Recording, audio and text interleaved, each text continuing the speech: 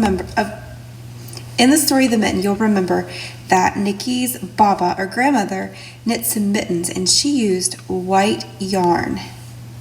This is white yarn. We are going to make a mitten, but we're not going to knit it. We're going to use paper, and we're going to lace the two pieces of paper together to make the mitten.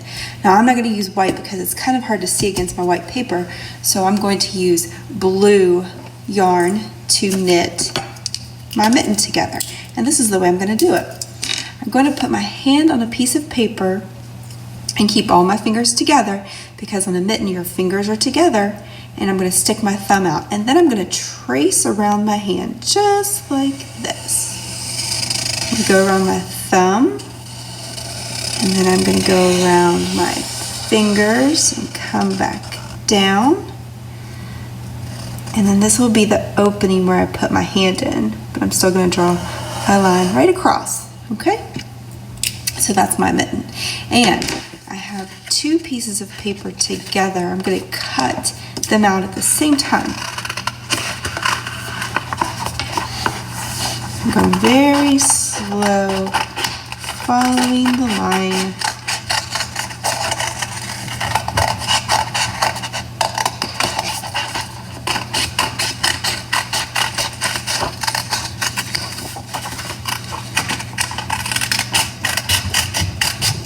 I'm making little cuts because these are curved lines going around the mitten, right? And the line that goes across the bottom is supposed to be a straight line. I made it a little curvy, but it should be a straight line. So I'm going to cut it straight across, just like that. Move my scraps over here, and now we have a mitten.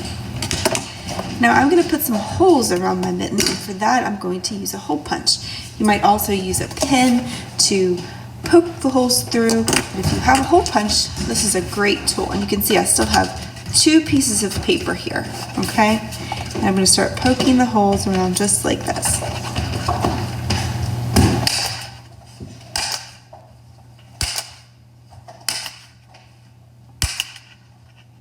This is a fun tool to use. I really like it.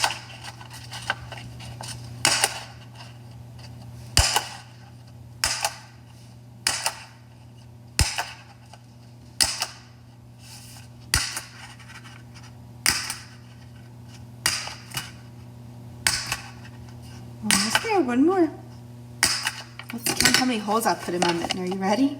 1, 2, 3, 4, 5, 6, 7, 8, 9, 10, 11, 12, 13, 14, 15, 16, 17, 18, 19. 19 holes. Do you know what comes after 19? 20, that's right. Okay, now I need to cut a piece of a string. So I'm going to pull off a pretty good sized piece of string here, or yarn, and I'm going to cut that like so. And now I'm ready to lace around my mitten. I'm going to start at the bottom and go up through the hole. And I'm just going to tie this. You might want to too, have a grown-up help you tie it. That way you don't pull it all the way through. This will keep you from pulling your string all the way through and pulling it out as you work around your mitten. So we're going to make a pattern. Do you remember what a pattern is? It's something that repeats itself.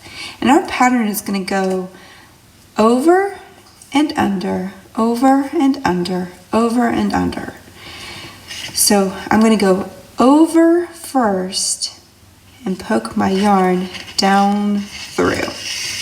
I'm going to pull, pull, pull until I'm at the very end. Pull, pull, pull, pull, pull. See how it's kind of snug? All right, that time I went over, so this time I'm going underneath and bring my yarn up through the hole. And then I'm going to do the pull, pull, pull again until I don't have any more slack back here. Pull, pull, pull. You can see that's nice and snug. See on the back side? And I'm going to repeat that pattern. This time I'm going to go over, going down, down, down through the hole, and pull out all the slack.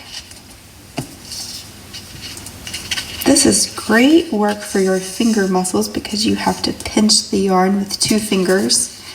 And when you're using just 2 fingers, that is making you a strong writer because we use those 2 fingers to hold a pencil the proper way, and they have to be very strong.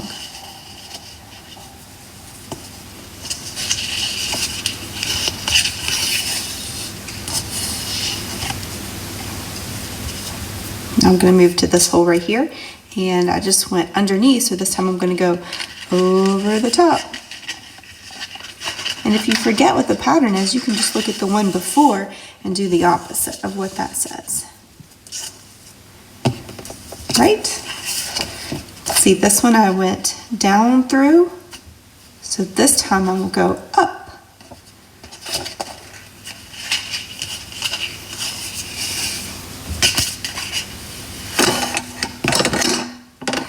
Collecting our tools over here on this side. You can see that my yarn is starting to get a little bit frayed, and that makes it harder to go through the hole. So what you may do is put a piece of tape around that, and I don't have any right beside me, or I would do that, but if you put a piece of tape, actually I do. I have a piece of tape right here. So if I cut a little piece of tape off and I wrap it around like this, it will make it easier to poke down through the hole, okay? So let's see, what did I do last? I went up through, this time I'm going to go down. Yes, that made it much easier.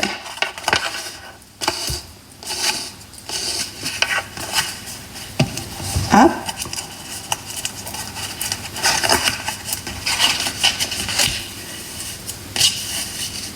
And down.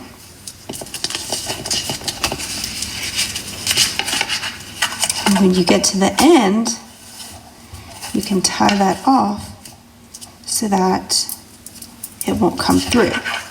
And then you can cut out those animals that you drew or colored from the read aloud and stuff them down in your mitten. And then when you see somebody in your family, you can retell them the story of the mitten and how the animals went in.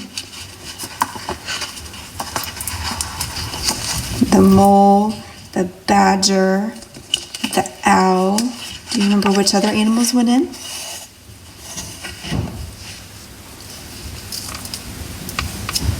That's right. Did you have a favorite animal that went in? Oh, I like that one. I think my favorite probably was the bear, because I didn't think he was going to fit, and he did. And no one argued with him. I wouldn't argue with the bear. I would just scoot over. All right, we're done at the very end. And that is how we sew together our mitten.